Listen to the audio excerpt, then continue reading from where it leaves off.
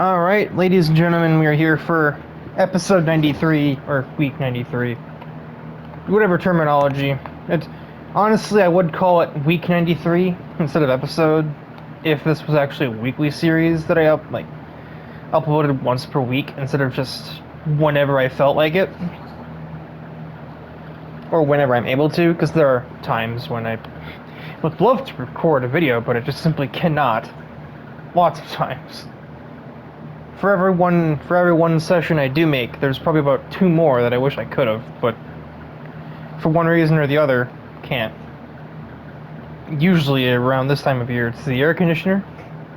I have to wait till later at night to actually record when it's cool enough to turn off the air conditioner and not set the house on fire because of how hot it is.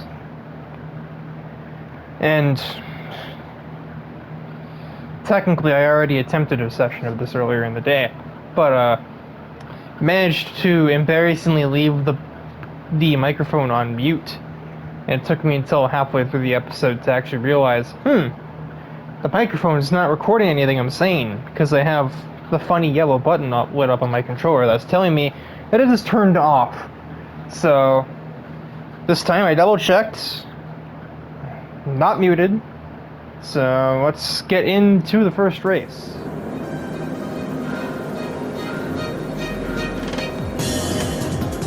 Alright, and we are away for the first race of the episode / week. The 675 class runs Tokyo East. We are on board with James Falcon in his chromed out Honda NSX. But something is a little different. As we head out of the tunnel, we will see torrential rain. Like, oh my god, they're raining cats and dogs. Just don't step in any poodles.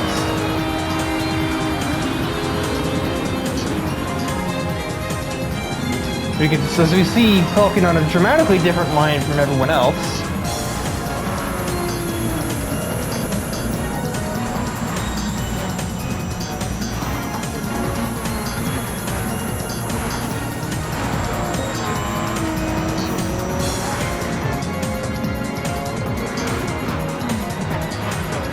Yeah, as for some sort of context of just how badly the rain is pouring,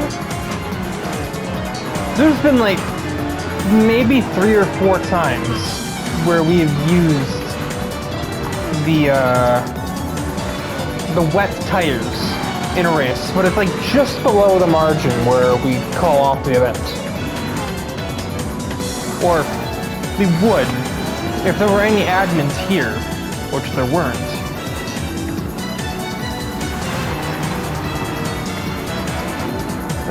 Four-wheel drive and being used to, well, piloting machinery on water is getting Neo somewhere right now, but it doesn't seem to be enough. Michael Mayfield is going to take the race lead away in a rear-wheel drive Corvette. Because, I mean, normally a four-wheel drive is really good in bad conditions, but Mayfield says nuts to that. I'm going to take the race lead, see you later.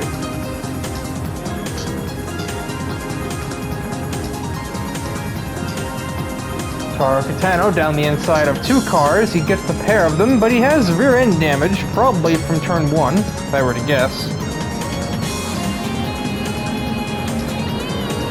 As we head towards the end of lap 1, and our POV driver Falcon is into the top half of the running order, passing Sebastian Orleans, who's probably getting absolutely soaked in that KTM crossbow right about now. And he's not having much more fun on the straightaway either, as, well, the crossbow isn't really known for its straight line performance. A lot of cars in the pits with damage on this opening lap, from 13th on down, in fact.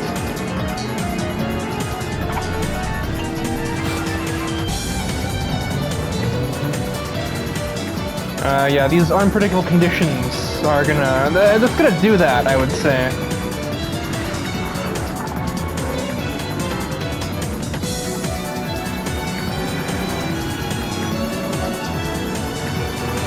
Stephanie Kaiser has caught the lead 2, who are... Well, Yo's not quite lost track of that Corvette just yet.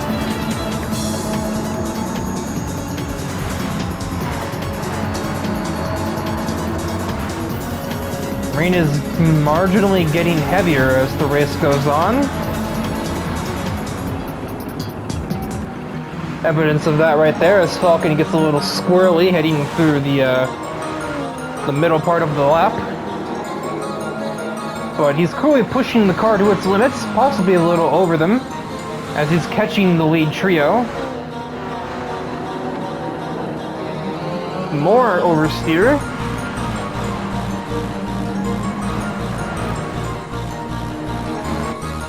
I think he made contact there.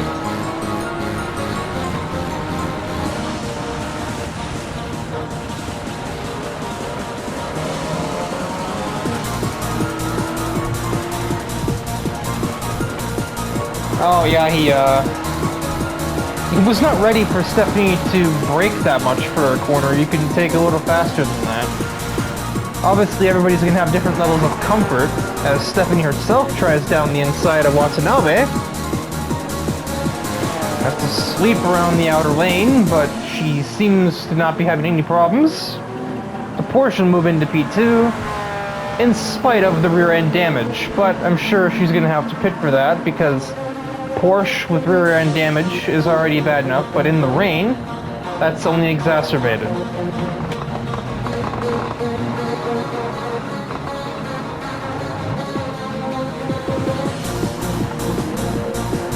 Her kind of gets her elbows out against Falcon there, heading out of a hairpin.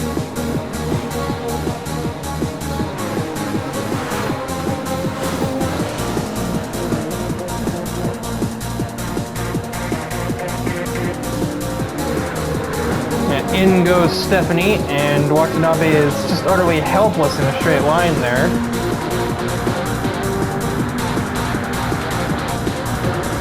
And yet both of them have a bit of a run on one Michael Mayfield. 180 even in these torrential conditions. And you can see he's working the wheel just to keep this thing pointed in a straight line. Uh-oh.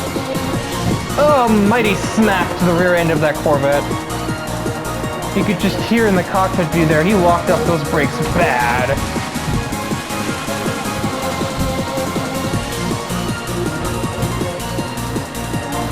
If Mayfield was not there, I wonder if Falcon would have even gotten it stopped in time for the turn. It's a bit of a disaster there. He almost runs into him a second time at turn 2. Now we head down the off-ramp and into the middle sector. Around the outside goes the NSX, and oh no, oh dear. That's a hefty smack. Expensive smack at that. We get another look at that from on board Mr. Mayfield here. What is the diagnosis? Oh. He was not clear. That's kind of... Well, that's kind of racing, because he, like... I don't know what to call that. If you go to the, definitely sensical chase camera here. At this point, Falcon is actually clear. He is clear here, and he knows that, so he goes to turn in to hit the apex, but Mayfield gasses it up and gets his nose there. Falcon's not expecting that, turns down on him. He obviously can't make quick reactions. He probably noticed he did that, but couldn't turn out of it or anything because the rain is limiting traction. And overcorrection McGee, 105-mile-an-hour impact. Nose first into the wall. And that is a DNF'd Honda. In fact, a total Honda, because that's a very expensive repair and Falcon isn't made of money. So, Michael Mayfield will grab the W. Yo and her friend Chica will make up the rest of the podium. Four-wheel drive, no doubt helping those two secure 2 good results. And Falcon he's done. That's his only car, and he can't afford to fix it. So, yikes.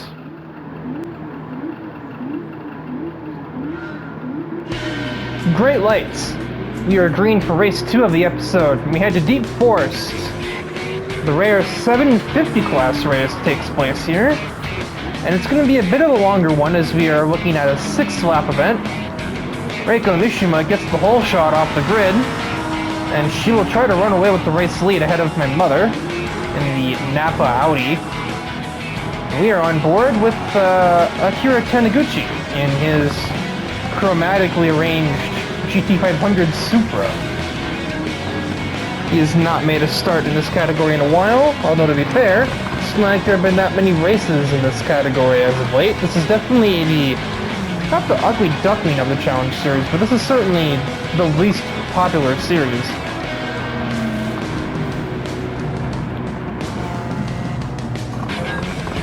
Probably because all of these cars are really expensive. Not a single car in this grid is really worth like less than 100 or like 200 grand in total. Just the upgrades and aftermarket parts alone to get a car into this category is obscene. And that's if you're not looking for a GT3 car of some description. Or, hell, be Akira Taniguchi and have a GT500 Supra for that matter.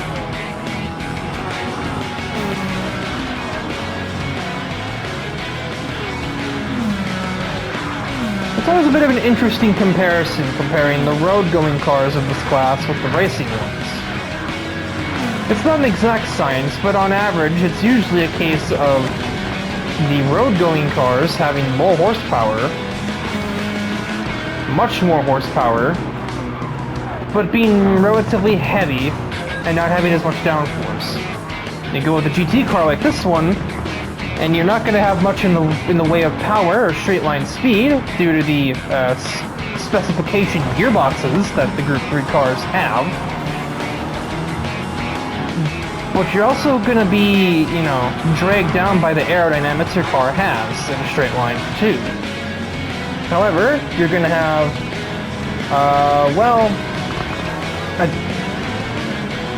usually a lighter car.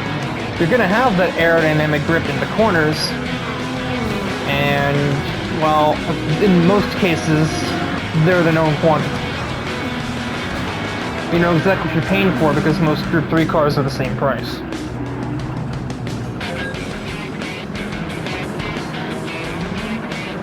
However, that's the rule, but every rule has exceptions. One of which is currently leading the race. Reiko Mishima's F40 is even lighter than the Group 3's, but has even less horsepower than they do. However, its lightweight means it accelerates better than they do, and the non-specification gearboxes means its top speed is technically higher. It'll just take a while to get there with its near 601 horsepower. But also because it has less aero, it has less drag, but obviously would have less cornering if it wasn't lighter. So, you know, trade-offs. But the F40 kind of looks like a rich man's Group 3. I say a poor man's. No, it is much more expensive than any Group 3 will ever be. Except for, like, maybe the McLaren F1 GTR. That said, it's currently under some serious threat at the moment. Not only is my mom hanging onto the back of it, but Thomas O'Reilly is quickly approaching in that supercharged Mustang Group 3. Another thing to note that I've sort of slipped on here is Uni has a new vehicle in this race. Viper SRT-10, which, looking at that rather minimalistic livery, as Thomas O'Reilly takes second place up ahead with some late braking moves. The livery is a little bit less, little more minimalistic than what Uni's cars have looked like thus far. Usually they've been pretty, well, they've had a certain style to them. They've definitely had this futuristic, like, high-tech look to them with wraps and, you know, like, different wraps on the car. Usually a more pronounced color scheme, like a little bit of, like, light blue or something. But this time, no. Just literally carbon and then like a dark bluish purple color. Almost seems more in line with Noir's color scheme, but that is definitely Uni driving. Our onboard guy, Taniguchi, has not made the swift progress that he was probably hoping to make. He is in the top 10, and he's looking for 7th against Jake Scarborough. But he doesn't get it there either.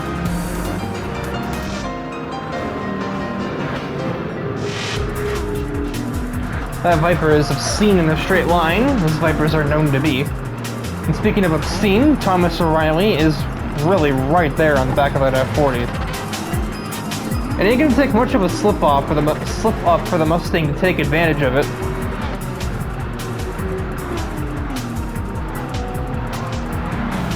Taniguchi's still running on the back of that pink Mercedes, and he'll get clear around the outside of the last turn.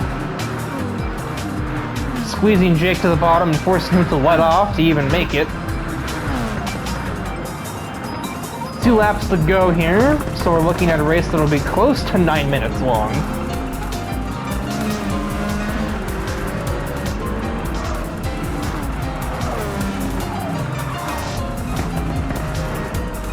Trying to find a way around the Corvette.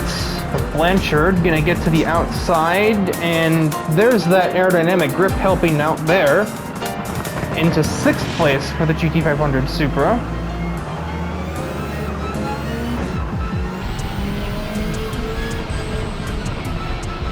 Around the outside of Milo in the Aventador, and once again, aerodynamic grip, paying dividends.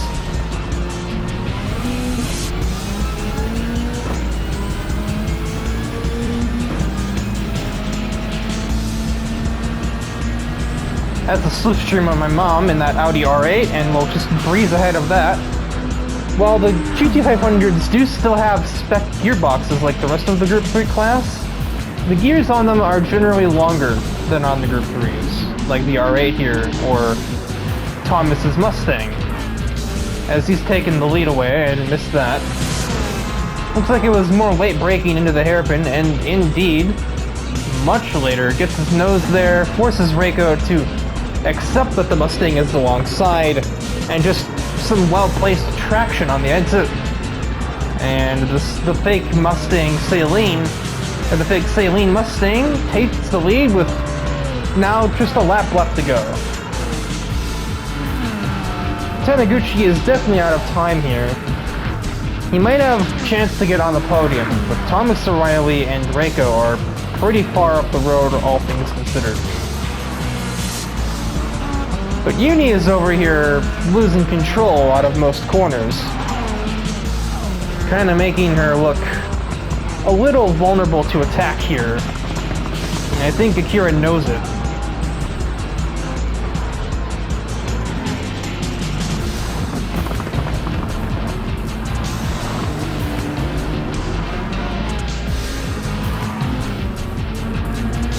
He knows he can't do it on a straightaway. He's kind of forced up against the curb, and he makes a bit of contact with the Viper, but through goes the Supra. And now he has to hope he's far enough away from it, from that Viper, to not be under threat down this long backstretch, or the long front stretch for that matter, as that thing is going to be quite rapid on the straight. But now we get to the braking zone. Akira can somewhat rest easier. Final corner should be well clear enough for Akira to hang on to a podium spot. But it's going to be Thomas O'Reilly who actually takes the checkers here.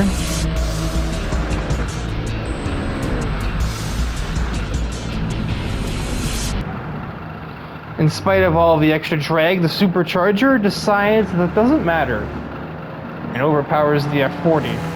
Akira probably had the fastest car on the track, although how much time he spent running through traffic in that race, he never had enough time to even think about getting to the lead. Not while Thomas O'Reilly was very clearly on the top of his game here at Deep Forest. Uni, with her first race in the SRT-10 Viper, does get 4th place, which is solid, all things considered.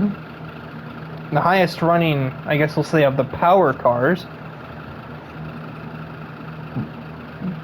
You got like 4 types of cars in this class. Modern Group 3s, retro or classic Group 3s, so the GT 500s, and then like you kind of also have like Brandt's Skyline Silhouette in there.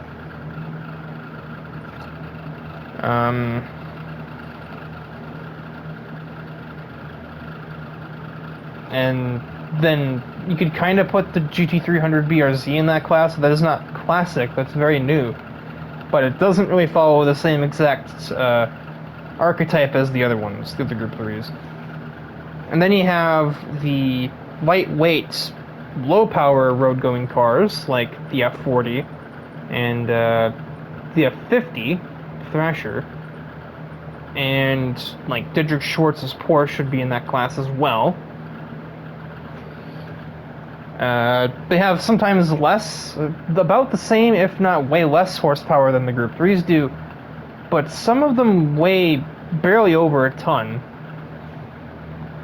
So they are very lightweight and can corner just as well as the Group 3s without all of the aerodynamic grip. And then you have the high-powered ones, which is basically everything that's not like the F40, F50, and Porsches. Usually more power than the Group 3s, but they're much heavier and do not have the same aero efficiency as they do. So you'll usually get either understeer or uncontrollable oversteer when you put down the throttle. But speaking of oversteer, on to race 3.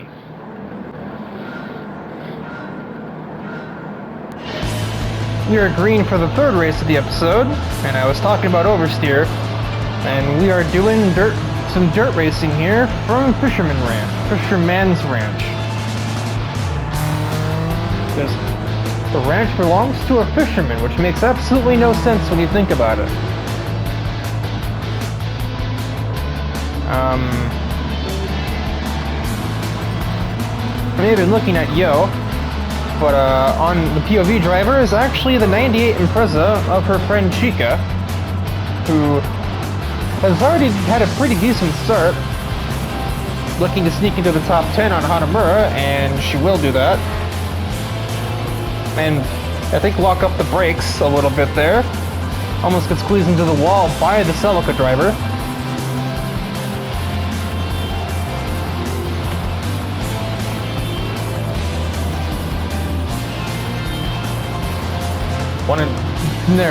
Wanted to, and then did slip down the inside of Futaba. Now officially getting into the top 10 runners. She comes back at her though, but it's not going to be much. Oh, bad bounce, but she manages to save the car. Now has a couple more Subarus ahead to overtake.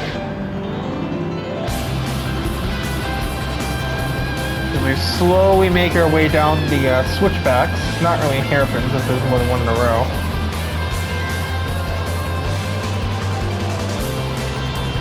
Yo's made a pretty decent lead already.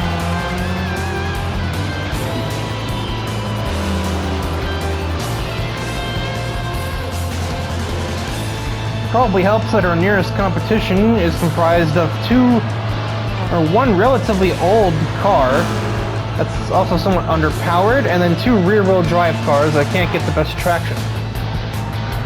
As Briggs is demonstrating, as she struggles to keep the Camaro pointed the right way.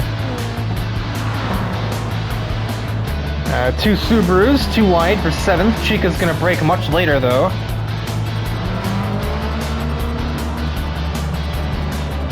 Bit of oversteer. I mean, of course, that's what you're gonna get. I think she was understeering on the entry, so you get the worst of both worlds. It's like you're playing NASCAR Heat 5.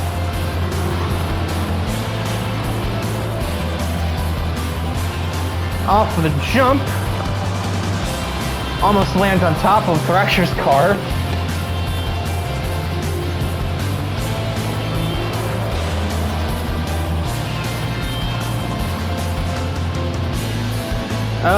They make some contact there. I think Thrasher... I don't know what was happening there, honestly.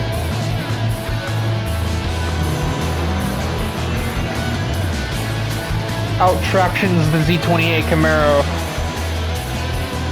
almost out-corners the Lancia, but can't quite get the lane. They're both planted off the jump, so it'll be an out-braking attempt from Chica instead. Nothing. Rides the berm to get a crossover move done. And swoops on the outside, and now Chica can take off in pursuit of her friend Yo. Only 2 seconds back. Honestly, Yo's lead didn't extend as far as I thought it would.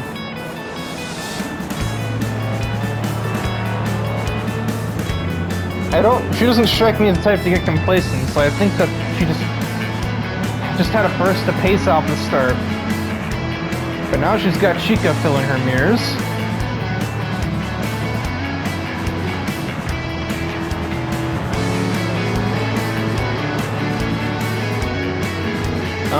Chica enters the vortex of danger. Nearly takes them both out.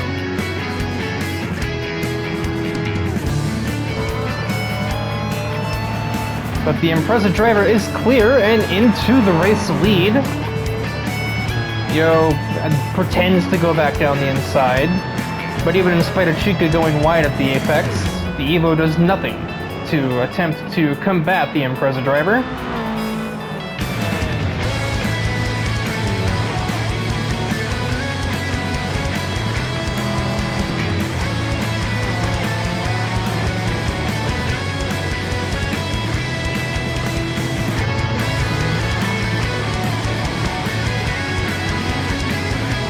Swings the Subaru through the consecutive switchbacks.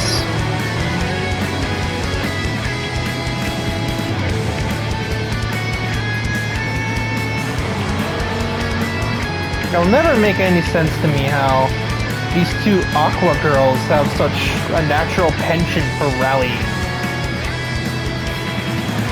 I mean, yeah, you could maybe say there's a small part of it that's down to the car, but especially in rally racing, the vehicle you're in only gets you so far. Oh, my word. Alright, yeah, I wouldn't even be trying that.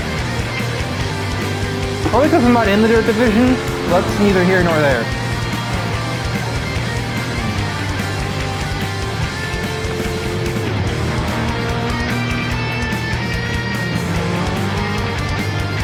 The Rally Stally Thrasher has moved into the podium over Francesca Fedonzi. No, that's Fiona Riker.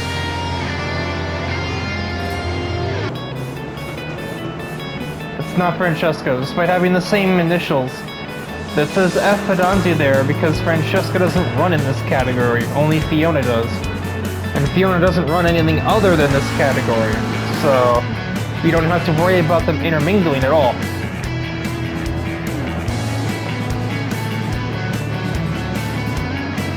Thrasher is stalking. Wait. Thrasher is hunting that Evo down. Just has to find the right opportunity. Can be obviously easier said than done.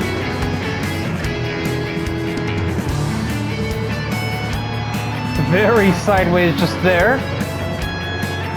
Somehow remains planted off the jump. And Chica definitely made good on her escape plans here. She'll power slide out of the last two turns and take a statement victory, possibly her first in the series here at Fisherman's Ranch. And Yo will hang on, along with the Rally Stally of Thrasher, to complete your podium. Rebecca Briggs fourth, also in a rear-wheel drive car. And Fiona Fedonzi fell off very hard in the last two corners. I don't really know what went wrong there. But this Aqua duo, they are really making a name for themselves in rally as a whole, right here.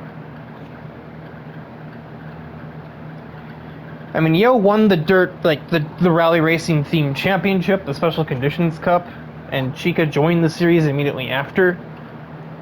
And I mean, they've been on top of their game all week, considering their results earlier in the week at round 1 at Tokyo, where they finished second and third.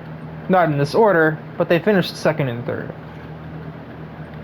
And so now, with that done, we'll head into round 4 of the episode. And race 4 of the week is green. We head to what should be another relatively lengthy race here from Trial Mountain with the 640 class of race cars. And as usual, the chaos at turn 1 unfolds. I think we saw contact before we even hit the apex of 1. Oh yeah, Sham's car is destroyed. And it's showing there, the oversteer, like crazy. Context clues point to Brianna Tao as being responsible, but honestly it could be just about anybody. It was. It totally was.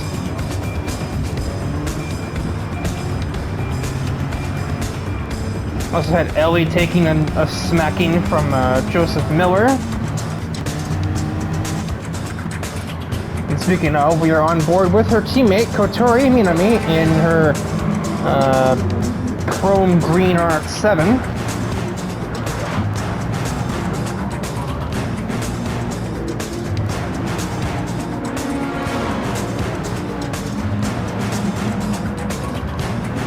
Nearly gets squeezed into the wall by Uni there in her Subaru BRZ.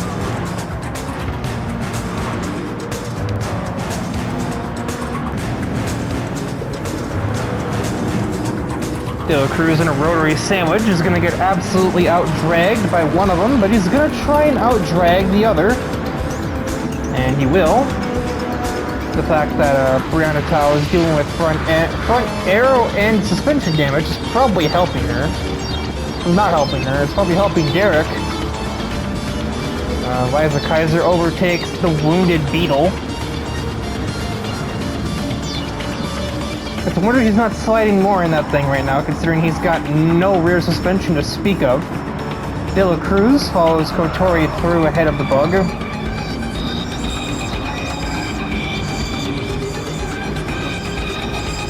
And the lead two have broken away a fair amount as Liv Newstein tries to go down the inside of John Large, but can get nothing done. Umi is currently in no man's land, and John leads a 5-car train through the double hairpin. Actually, is that a double hairpin or is that technically a chicane? I can't honestly tell.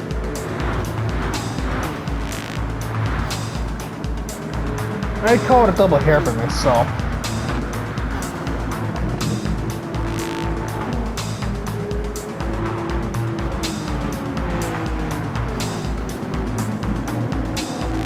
Around the outside of Scott Webber, and maybe even around the outside of Casillas with any luck. The RX-7 should have a corner advantage, but that C2 Corvette's going to have the proper lane for the corners, so Kotori's going to have to wait on that, especially when Scott Webber comes back at her.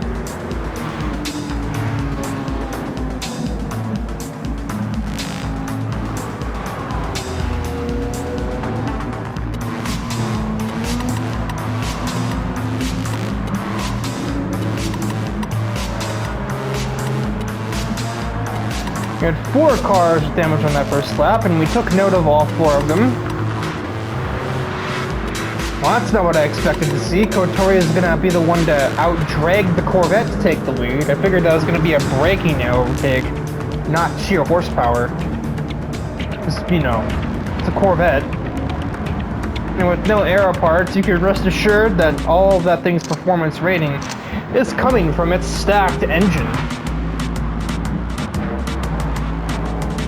It's a wonder that thing can even stay pointing straight.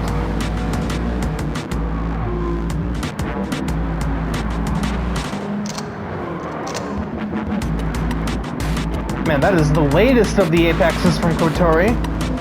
But it's working. She's got a pretty good run on her teammate Umi, heading towards the double hairpin. It's not that it matters. It's not a long enough straightaway. Umi, though, really took that hairpin very slowly. De La Cruz is on a tear. In this lap, he's passed both Eliza Kaiser and Scott Webber. He's into 6th place, but he's still got a ways to go, including passing one of his Alliance teammates. And oh my god, Large and Newstein are gone.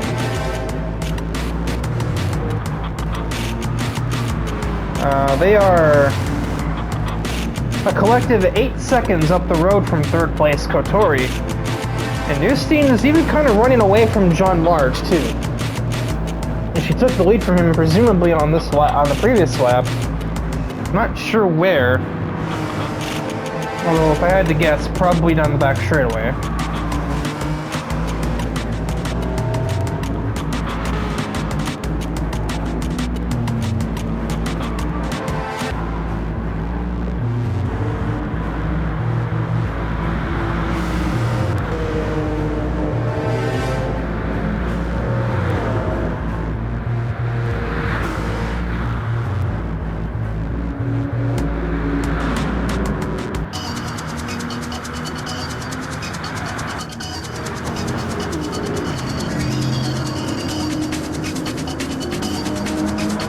A very clear divide between 8th place and then you have like this big subgroup of cars that didn't pit but don't have much pace, and then we have the 4 that did, very spread out in the back.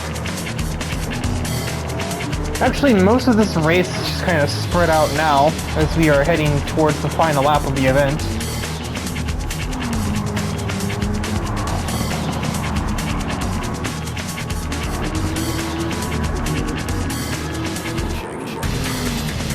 De La Cruz taking a peek at John Casillas into the double hairpins. Down the inside, the Group 3 road car Corvette should have a better braking system, and he uses it there. Into the top 5 for the fake Days of Thunder Corvette.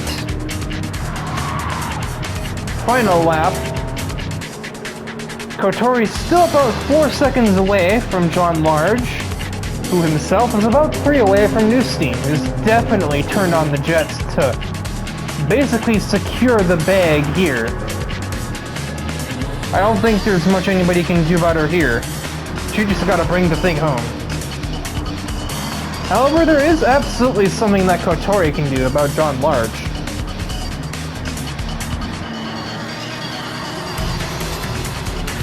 She's definitely pushing that RX-7 to get there.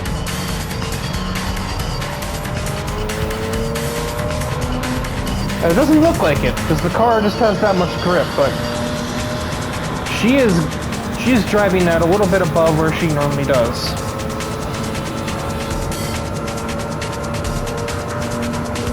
I would often theorize that Kotori may have been the best driver on Mercury Racing. Around the outside, definitely a braking deficit there, and she's going to complete that move. John Large caught absolutely asleep at the wheel right there.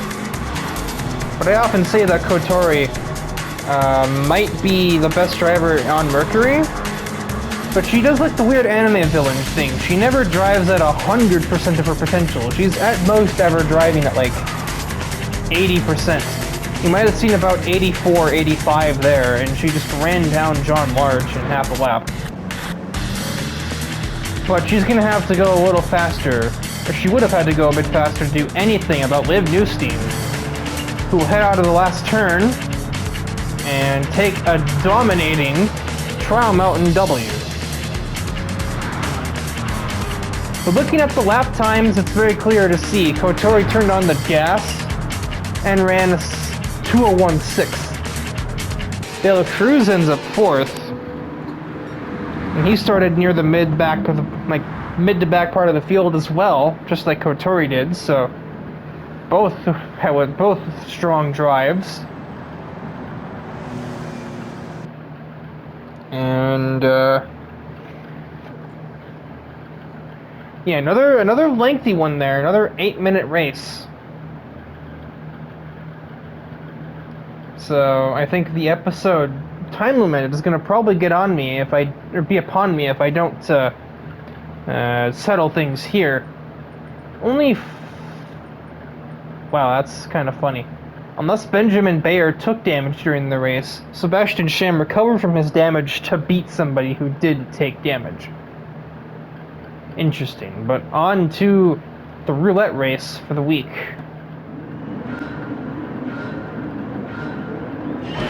The roulette race is away, and no, your eyes are not deceiving you. There are 2 vans in this race. Also truck. The roulette race takes us to the relatively close quarters circuit of Laguna Seca today. And apparently the Twisted Metal references have come out to play. That much is abundantly obvious. We have quite a few new faces here in this one, as it seems that most of the debuting drivers for this week chose to wait until we got to the roulette race. The first of which, quite literally, since they are in the lead, Anatoly Pugachev has joined at the, not the request of, but at the recommendation of his patriotic American buddies from the U.S. military branches. He seems to be a little rusty based on the way he just took the corkscrew. But yeah, he is friends with the likes of Paul Valentine, David Danvers, John Garrison, etc.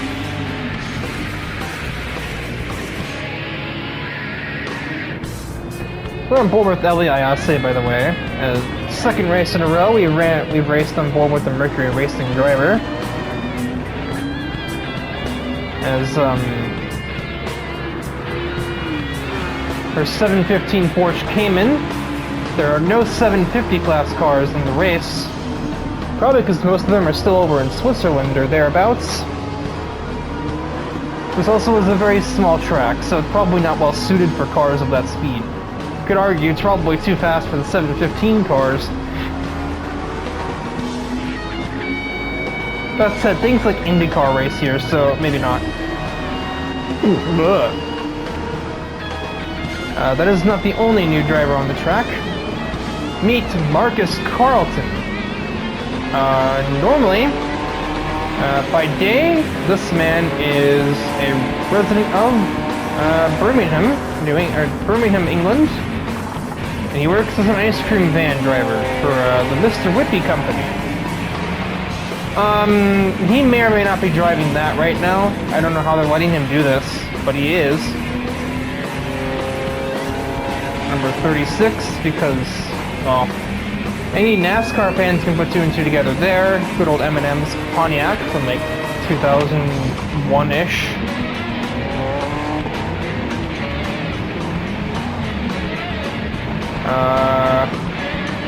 Another one, not a new driver per se, but good old Tyler McIntosh running in a Impreza. I can't say I expected that car choice. Is the General Lee style 01 on the side rather than the Trackhouse style number 1. You are obviously allowed to go back and forth. Noir has been doing it for a while now.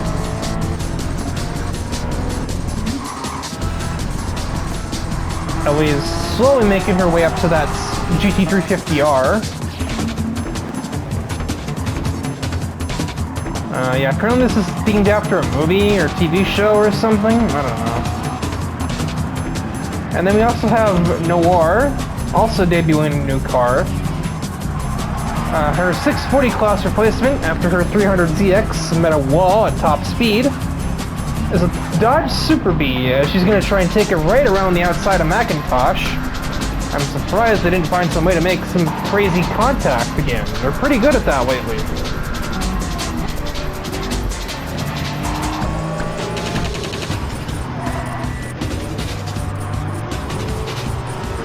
We got a driver who's an expat of Russia versus a driver who's 1/4 Russian. Only seems fitting. Massively superior exit from that hairpin. Ellie is going to be right there with the Ford heading towards T1. Down the inside for the Porsche. The better cornering grip alone be enough. Pugachev crosses her over as she goes late to clip the second apex. Uni got damaged. I guess somebody has to make contact with somebody in that NFR this week.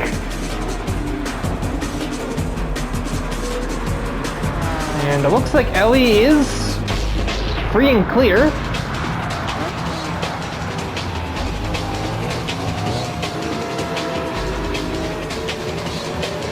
And we're gonna hit the high-speed cornering section, so that Mustang is just gonna continue to struggle just to keep up with the Porsche. Well, okay. Who'd you hit?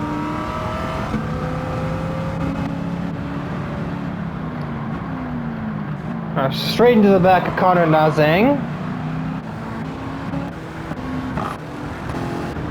Nicely done, guys. And then what did Uni do? Oh, she drove it right into the back of Dallas Corbett. No, I mean, that was something she did, but she had damage before that. I think she hit Corbin a second time there, and she hit him the first time here. Yeah. Concertina effect, when Rantanen was too wide with Marcus Carlton through the kink. Great to see my team really put in a great reputation out there. Also, we had Rantanen and Cortez with damage as well. Yeah, to the earlier point, I am very surprised that we didn't find a way to make contact with Tyler, since for some odd reason the Urban Estate cars are magnetically attracted to Noir and Muni as of late. And to me, you know, when I was on the track.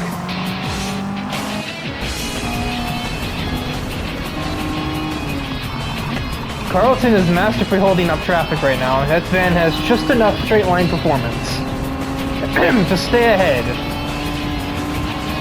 And with four-wheel drive and some blocking maneuvers, I don't really know if these two are terribly happy with him anymore after that one. He is staying in 6th place. And Ellie is pretty safely clear of that GT350R, but there's still a decent chunk of racing left to be done here.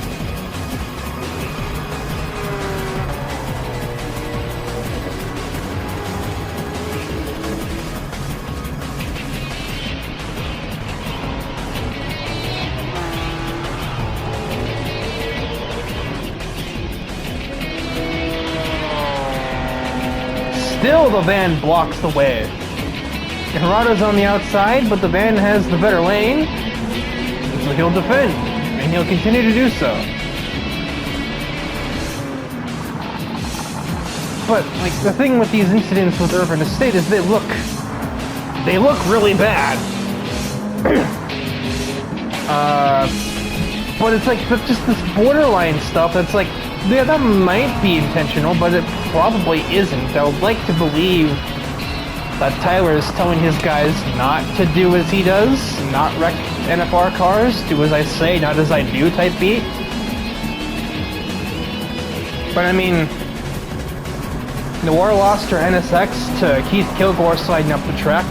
I lost my arm for a month and a half, Tyler sliding up the racetrack.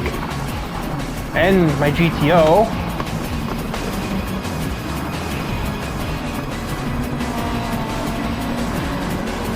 Uni is yet to have an incident with them, surprisingly, despite being the impulsive one of the two.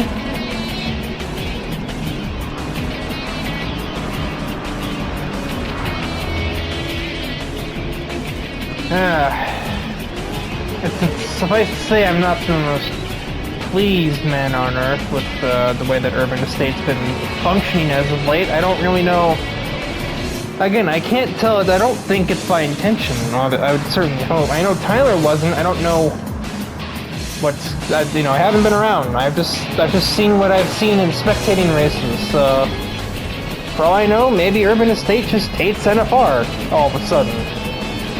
Maybe Noir and Uni had a bit of a conversation that Tyler and his crew just didn't like. I wouldn't put it past them to lash out at him. Or them, or however you want to put it. And this should be taking us to the final lap of the race here from Laguna Seca. Blue flags fly in the air for the 600 class cars ahead. Actually, not mine, those are 640 class cars.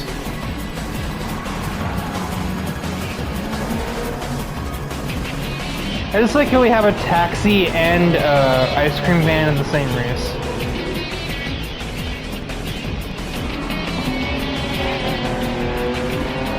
Harada and Kabushiro have finally cleared the van. And Yo's gonna try the same thing here. In her Ridge Racer Mitsubishi GTO. But she doesn't even have as much power as the other two does. She doesn't have much of an advantage in that regard over the vans, so it'll be even more difficult for her. Harada's still trying to get the position off Victory as well. Remember, these two aren't even in the same class. Harada's car is in 675, Victory's Challenger is below that. Looks like the blue flag traffic will not be a factor here. As we head up to the final turn, and Ellie will get a little sideways as she floors it off with the final hairpin and win the Laguna Seca roulette race as she's lapping Noir. Pugachev will get second overall and second in class on his debut, so definitely a very good outing for his first appearance, even if he maybe missed the corkscrew once or twice, but who doesn't? Marcus Carlton with an appearance of all time. Mind you, that's a 600 class car. That's not 640, but he's going to finish ahead of the 640 class van of Taka Katamatsu. So, as for your class winners in this one, the top four were all 715 class, so Isabel Aspinall, at least somebody on my team is doing their frickin' job this week, will win the 675 class. Victory will definitely win the 640 class. And Marcus Carlton will absolutely win the 600 class. 6 positions ahead of the nearest opponent in that category, which would be Thrasher. And then Cortez's last is the only other car in that category, so there you have that. And that will wrap things up here for week 93 in the Challenge Series, getting ever closer to that final championship. As well, we'll have the qualifiers in week 95, so next week will be the last, shall we say, normal episode of proceedings here from the Challenge Series.